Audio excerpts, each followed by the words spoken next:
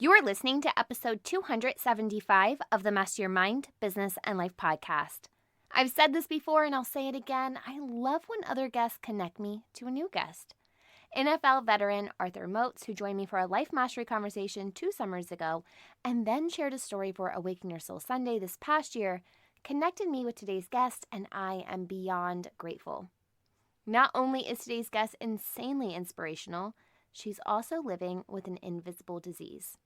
Megan Meyer enjoys motivating and helping people to reach their goals and finds client success and happiness as the ultimate reward in working in the fitness industry.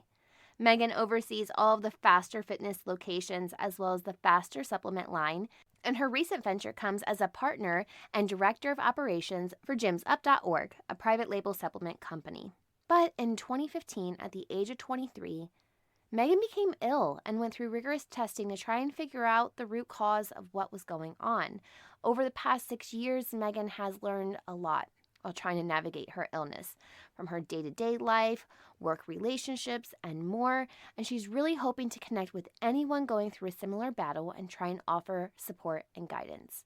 And that's exactly what she's doing on today's episode, as we also discuss her journey.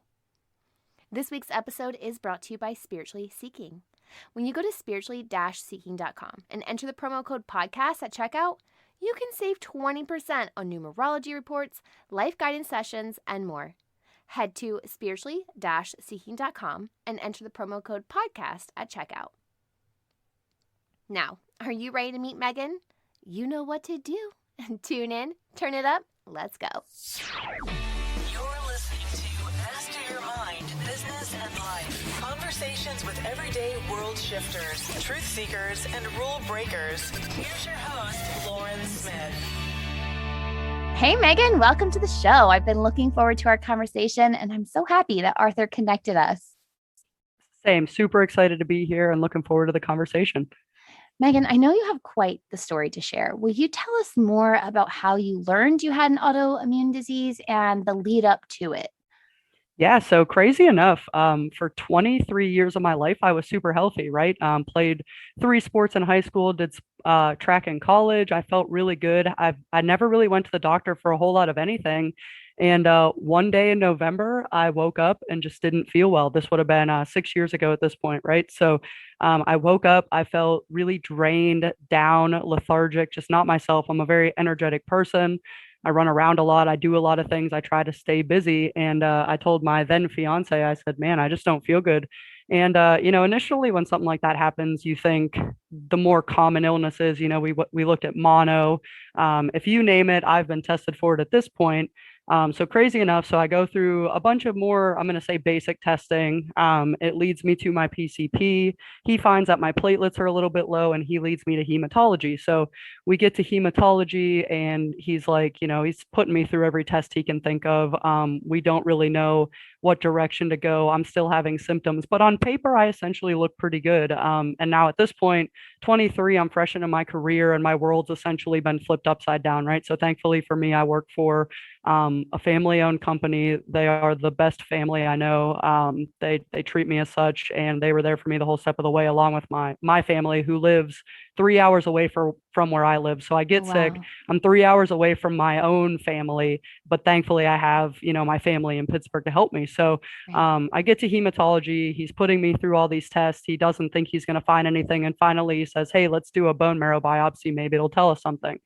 So we do the biopsy, and what comes back is I have what's called aplastic anemia. And for anybody that ever Googled that, it's very scary. So on my end, I have a very mild case where I just have to have my blood monitored, my white blood counts, my red blood counts, my platelets. I get blood work every quarter.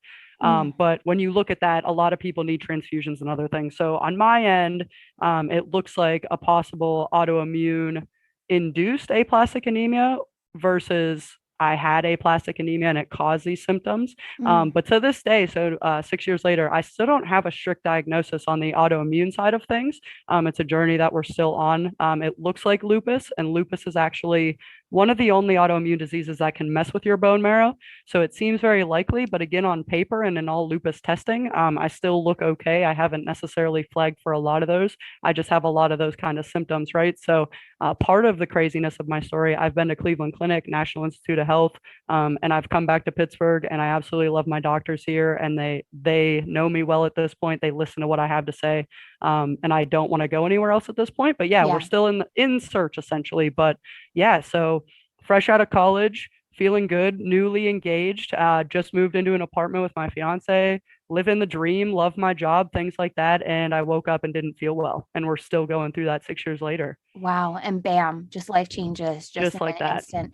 How was it for you when there were no, and still to this day, when there's like no clear answers? Like, how does that kind of mentally mess with you, especially when you were first trying to figure out, like, okay, what is going on? And it's like, oh, no, you're okay here. You're okay here. Was that like almost defeating? Like, I know I don't feel well. Why is this not showing up in tests? 100%. And I would say to this day, it's still one of the harder things to deal with. But I've Mm, come, as you go through the journey, I've come to the point where we're treating it as such. And even if we had a diagnosis, a strict diagnosis, would it change the way that I want to treat it? Probably not. So that part of it, it definitely gives you your battles, right? Like when I go to the doctor, if we've had a different test done, I'm anxious. Am I going to get an answer? And at the other end of things, when we started doing the testing, I had all the fears of cancer and different things that you didn't know what was to come, right? So, right. there are some days where I think, yes, I at the end of the day would like an answer, but where I am now, I think I've come to terms with this is it. This is how I am. It's going to progress. The only aspect that changes as I get older is, eventually my husband and I would like to have children. So, wondering kind of what it is, can I pass it down, and those kind of things has made that part Right. of the process as we get older just a little more. We have to look at things a little bit differently. But yeah, that's definitely one of the most challenging pieces is striving for an answer. And to be honest, one that I don't know I'm ever going to get. And we're just going to treat it as the symptoms more so than a specific disease.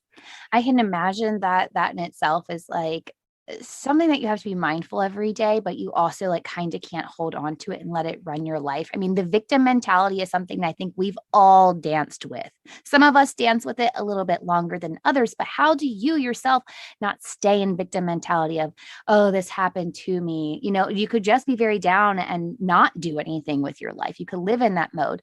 What is your fuel that keeps you from staying in that?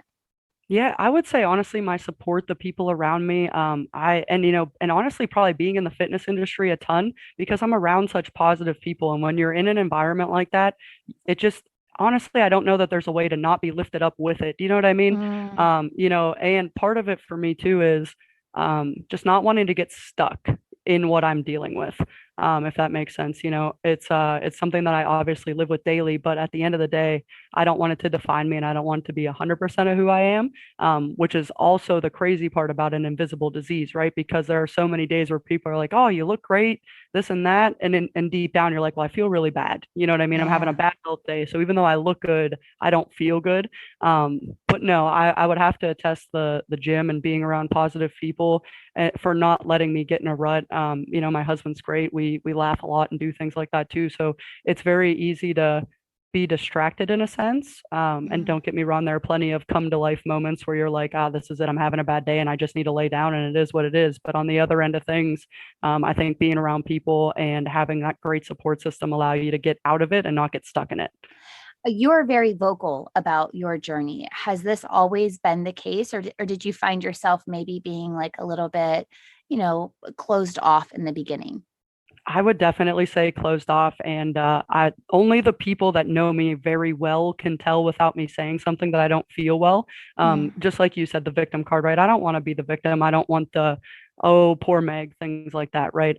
But the people that are closest to me can usually sense it, even if I don't say anything. But it would also be hard for me. I would go through phases where, I would try to put on a front and be good, generate my own energy, and try to be good.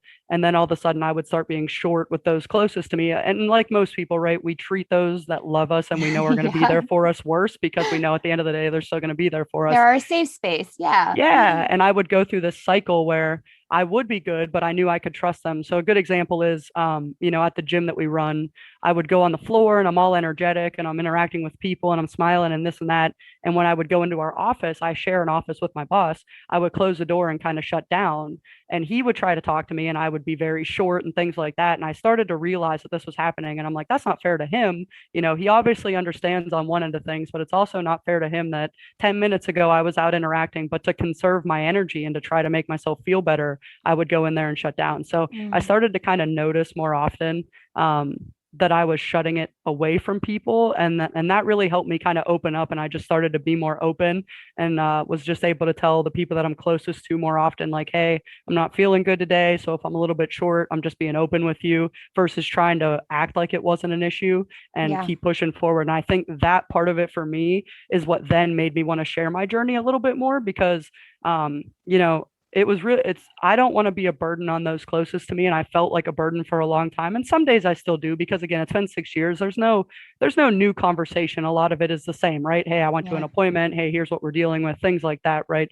So I felt like a burden in that aspect. And as I learned that those people don't see me as a burden and all they want to do is be there for me and help me, it's made me realize that I feel like as a society, sometimes we put that bubble out there of like, hey, people go through their stuff and they're going to be good. And I was like, you know what? There's no support group for, invisible disease, right? Mm.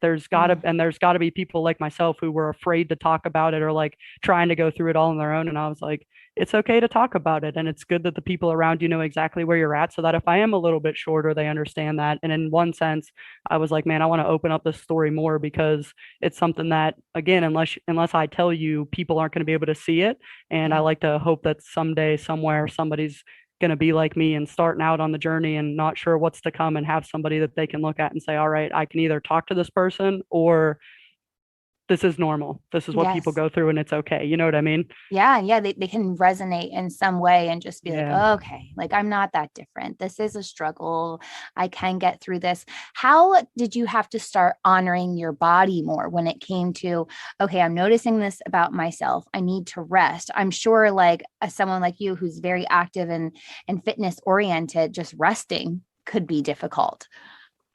So difficult. And that's to this day still a battle as well, in a sense of some of the things I love to do the most make me sick, right? My Mm. body just can't handle certain exertions anymore, especially if it's hot. The heat and the sun are my biggest battle. I just don't like most people they feel a little drained. I get crushed, right? So for example, playing basketball is one of my favorite things to do.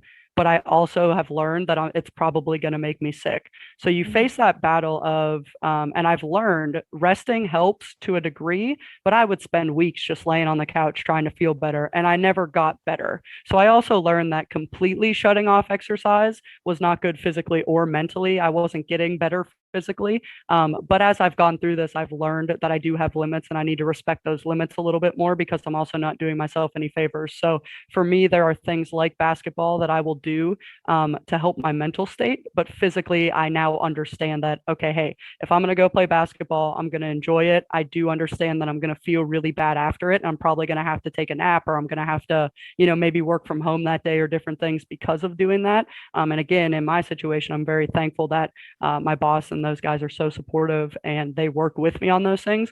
Yeah. I tell people all the time if I had a different job going into this, I definitely would have been out of that job by now because there's no way. I learned so much and it took so much trial and error that we now understand those things. But before it was Mm. like, I didn't know what I could and couldn't do. And it was testing as we went, if that makes sense. Yeah, absolutely. And I think you kind of touched on this a little bit, but let's revert back. Asking for help. Asking for help in general is so hard for people. And I was actually talking to someone today on a podcast conversation that it's almost ingrained in us that we can do it alone. You can do it. It's always told to us like you can do it. But there comes a point in life where you realize community, help, family, like it's like this big spider web. It's all together and it's coming together for your greater good, but you have to ask for help sometimes. How have you had to kind of battle asking for help and relying on family or Yeah, like friends? oh, absolutely. My friends and my family, I literally could not do this without them in so many senses. And but again, like you said, we're ingrained with I can do it. I should be able to do this. I'm strong enough to do it. And there are times during this process where I do feel that way where I can, talk myself back into the game essentially. And you're like, you're good, you got this. But then the more you're on the journey and the setbacks come and you go through these cycles where you're feeling good and then you get sick again, or, you get another test back. And what's that process look like? And for me, I had to really teach myself that when my friends and family tell me that they're there for me, that I am not a burden by asking them for help or simply reaching out and saying, listen, like you don't even have to say anything back. I just need to get it off my chest and speak it. Yeah. And sometimes just saying it out loud. There have been several times where I've done that, where I say, hey, like I'm not even looking for a response or any kind of, feedback, this or that. I just literally need to say this out loud. And that in my personal health and my professional life have helped a ton. There are just moments where you feel, and this is anything in life, where you feel overwhelmed and you feel like you need to work through it on your own. And I've learned that especially as I get older, and I would say my health has helped me with this, that I function so much better when it's out there. Here's Mm. how I'm feeling. Here's where we're at. Let's work through it. But that took a lot to get to, because I'm very much I'm a problem solver. It's what I like to do, and I like to fix things. And in this case, my health isn't fixable, I don't think. It's more Yeah. of a manageable type of thing. And Right. I also like to have control, right? So that was the other part of it, is controlling the controllables and what I can control, and to Ooh, learn that there yeah. are certain things that I can't control, right? And to give up that control or to succumb when things become out of my control I can was be difficult. literally just about to ask you how Yeah. the word surrender has shown up in your life. Yes. So it sounds like surrendering control has been a huge part. Huge part. And understanding when I can fight that and, try to still have some control, but understanding the consequences, or just understanding, hey, man, there is literally, and my prime example for this is, I know there are certain things that trigger a health flare for me, right? Again, the heat and the sun are bad for me. There are certain things, but there have also been certain days where I have done if you would have said, hey, what'd you do today? And I was like, I got up, I took my time, I laid down and I took a nap. I did all these things right, and I still got sick that night, right? So there are like, that's where I've learned that even if I control so much, at some points I still have to let it go, and my body's going to do what it needs to do or what it wants to do. That was kind of the biggest lesson for me, for sure, is surrendering to that and being like, listen, my body says we need to stop. We need to stop. Really listening to yourself too, and giving Yeah. yourself grace in that moment Yes. of like, Yes. I don't have to be everything. I don't have to do everything. For sure. And, at 23, I was set in a career, which doesn't always happen coming right out of college. I was set. I knew what I wanted to do. I still love my job 7 years later, and things like that. So I was very fortunate to have that control. And I knew where I was going. I didn't have those stressors. I had a fiance who's now my husband. A lot of my avenues of life, and I tell people this all the time, everything in my life is amazing. I wouldn't change a single thing. I accept my health is questionable a lot of the times, Right. right? So that part of it is so interesting, because again, on the surface, everything is amazing, and it is, and it couldn't be any better. And then there are just days where my body is like, hey, that's all you got. And you don't ever know how long it's going to last or what it's all going to entail and whatnot. So yeah, having the grace to understand. And, there are days where we'll work for 12 hours. We'll go do a project. We'll train people. We'll do this. We'll do that. And for the longest time, I could do all that. And now I can't train people because it's too much on my body, right? So Yeah. we have molded my position. And this was always in the cards, anyways, that I would be an operations director and I would probably not train and things like that.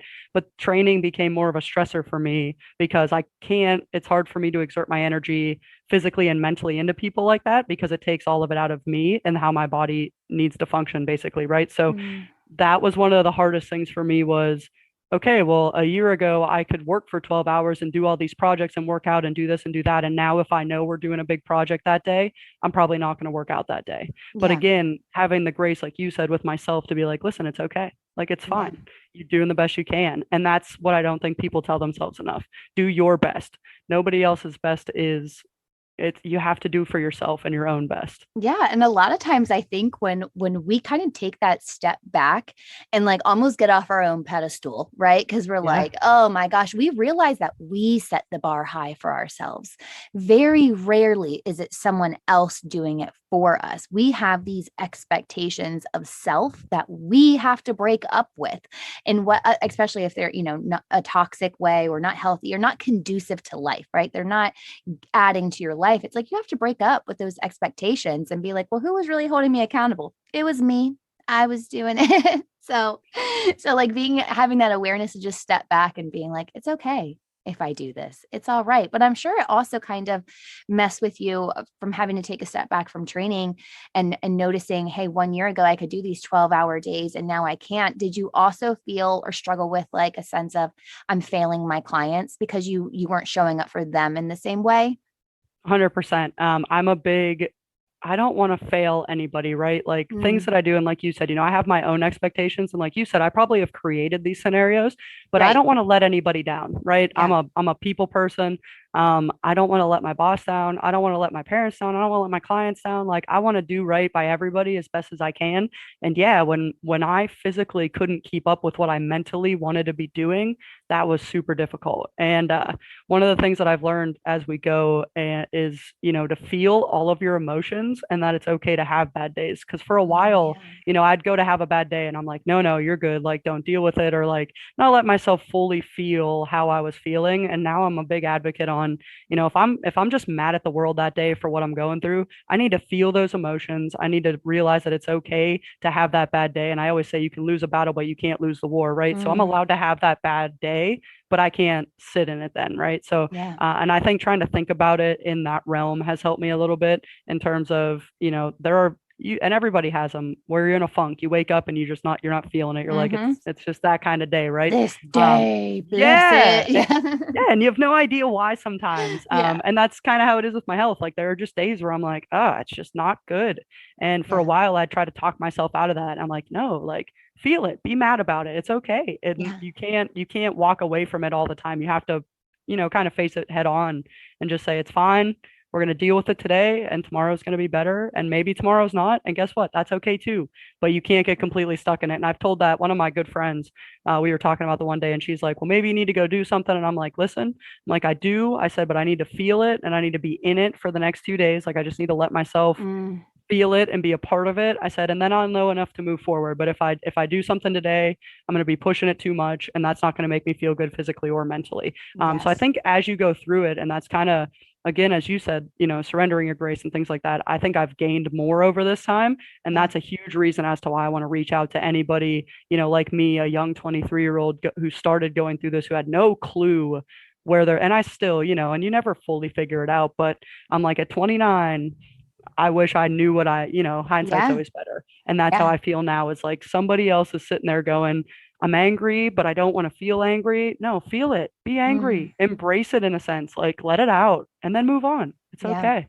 Yeah, it's one of those. I love that you touched on sit with it and not sit in it because we have this ability to just kind of park in our pain, like, Yeah. and we do this in so many different levels of life, whether it's you've lost your job, you've lost your spouse, I don't know, maybe your marriage fell apart, right? Like you can sit in that. You can meet someone who was divorced 15 years ago and they are still just as bitter 15 years later. And you're like, Yes. whoa, we have some healing to do here. Like Yeah. so sitting with the feeling and just really allowing to see like where is it even in your body. I know a lot of times like if I'm feeling something, it's if it's in my chest or is it in my stomach, is it in my shoulders, it's like you're feeling it somewhere within your body as well. It's like that body's telling you, hey, hey, hey, wait a second, we need to sit and chill for a second. Like, we don't need to be social today. We can just give ourselves a little grace and hit that reset button. And I think sometimes we forget that we can hit that reset button, whether it's today, tomorrow, 1 week from now, you can hit that reset button anytime you want for your mental state of how you show up.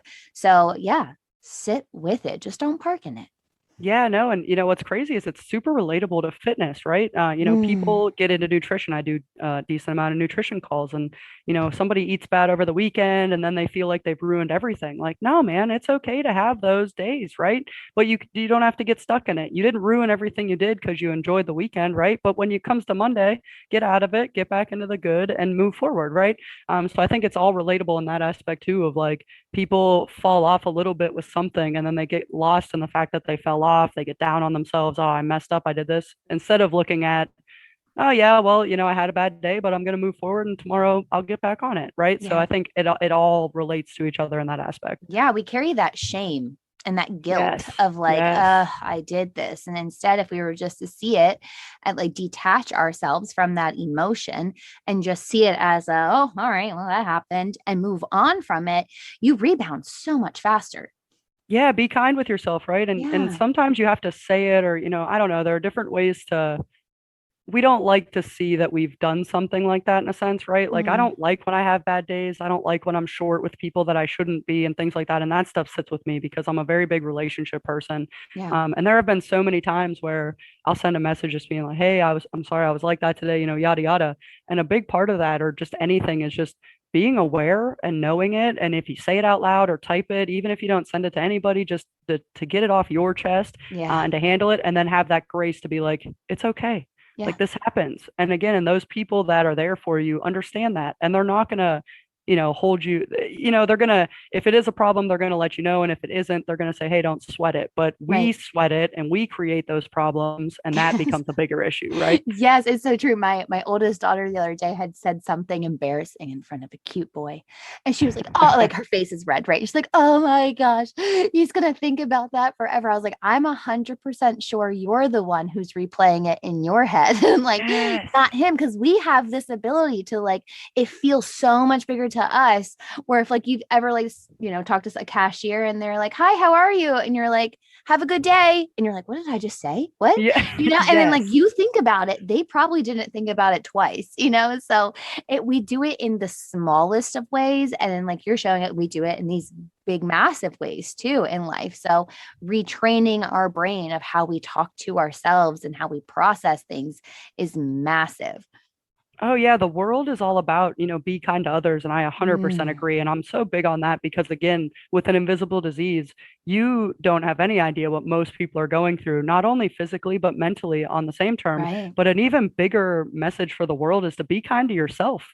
You're Yeah. doing the best you can, and if you're not, then you're going to feel that and you're going to improve, right? Yeah. But only you can control that, and that's I think something that's hard for people is, and I said this the other day too, like if you don't love yourself, nobody else can. Like you have to Yes. love yourself. So it's like even in that sense of being kind, right? And you're so right. I mean, I stew on things I say and I'll bring it up to somebody and they're like, dude, I didn't even think twice about that. I'm like, all Yeah. right, well, I thought about it for a week and a half and it Oh, really yeah. bothered me that you At know what I least I got mean? this off my chest. All right, we can move forward Yeah, now.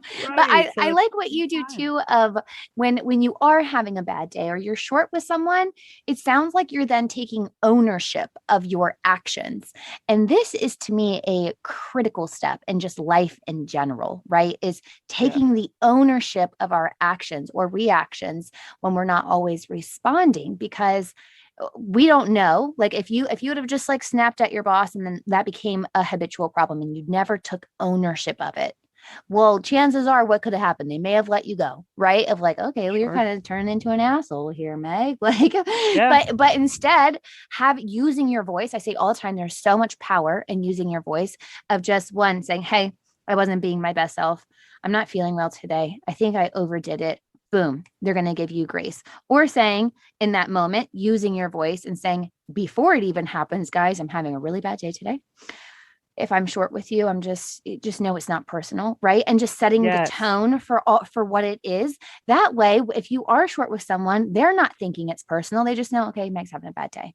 Boom. No, and you're 100% right. And that would happen. I would be short and somebody would be like, did I do something wrong? And I'm like, no, like I'm sorry. And that forced me to take ownership. Right. And Mm, we do in today's world, I don't feel like people take constructive criticism a lot. And it was yeah. hard. Don't get me wrong. It was hard to swallow for a while because, on one aspect, you feel like you're doing the best you can. But on another aspect, you kind of need to listen to those around you. And if they're telling you like, hey, this is what's happening, you have to be able to listen. And that's one of the biggest things communication wise that I pride myself in my relationship, especially with my husband, is we're going to agree to disagree, but we're going to listen, right? You may not like why I'm upset and you may think it's silly, but all I want to know is that you're hearing what's going on. And as long as you Mm, acknowledge that you hear what my issue is, I'm good. We can move on and vice versa. But we're not always going to see eye to eye. As long as we can agree to disagree, we can have a conversation about it and we can move forward. I'm good. We're good. And it was kind of the same thing with this, right? right? Like, no, I didn't want to hear that I was being short and that I was this and that I was that, but I needed to for my personal development. And that's one of the things I appreciate a ton about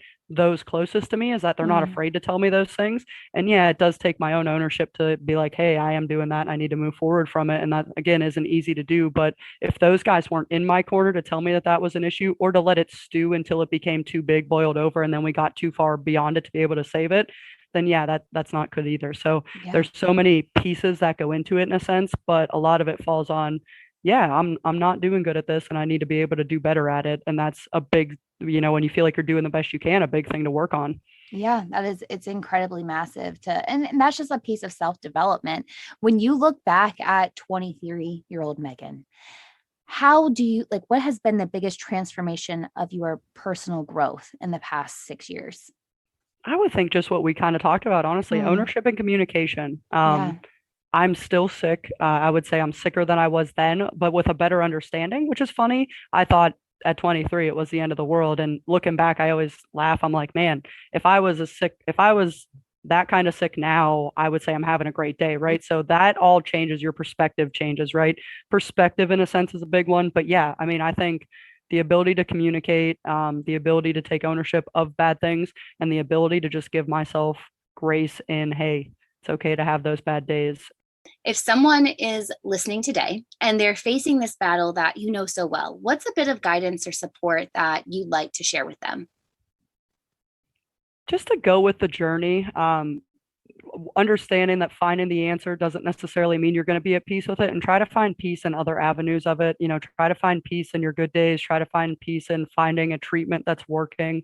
Understanding that, and if you do have the diagnosis, understanding that doesn't have to define it either. In a sense, you're not defined by your illness. You don't need to be. You just have to learn what works best for you, and what works best for each individual, and learning that that's going to change along the way, right? Like you asked, what's the difference between 23-year-old Meg and 29-year-old Meg, is just learning and understanding that that part's going to change, and that my coping is different, my understanding of it all is different, and to learn as you go, and don't think that, it has to be one way or the other, and essentially trust the process, trust those around you, trust that you're going to get to where you need to be, and try to stay as positive as you can with it. Don't let yourself fall into the rut. I listened to another podcast actually, and it talked about how our bodies get viruses, and how your mind can get a little virus, and it can just be that negative thought, and that negative thought can feed, and if you fuel it, it's going to win, right? But if you learn how to combat it, like we give ourselves medicine and things like that to combat those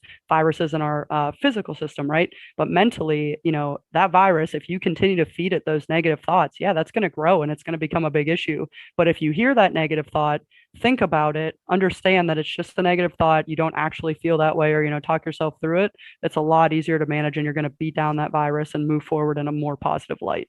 Wow, talk about amazing advice. Seriously. So I know that this is just going to be followed up with so many people wanting to connect with you. Where can they go to find you and connect with you further? Yeah, I mean, easiest Instagram. My tag is at mrs.meg.meyer, Meyer.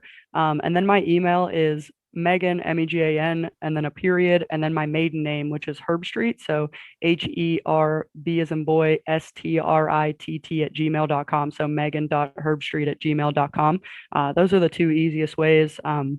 Megan Meyer on Facebook. But yeah, anyway, the person listening out there that is like me, even if it's not the same situation, it may not even be a health issue, just looking for somebody to talk to, bounce ideas, happy to help. Oh, I love it. Megan, you are a bright light in this world. You are aiding people in life mastery, and this is what we're here for.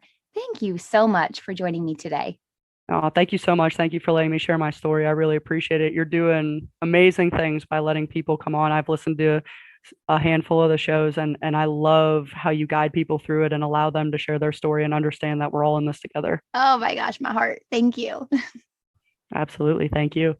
Megan's perseverance and incredible mindset is admirable on all levels. Be sure to connect with Megan further. I've linked her email and social channels on this week's episode notes found on mindbizlife.com. If you enjoyed today's episode, share it with a friend. I also love your 5-star rating and reviews on Apple Podcasts or wherever it is that you tune in and turn it up. I'm back on Friday for another episode of Fuel Your Life Friday, but until then, remember, every level of life is an opportunity to grow. Be well, my friend.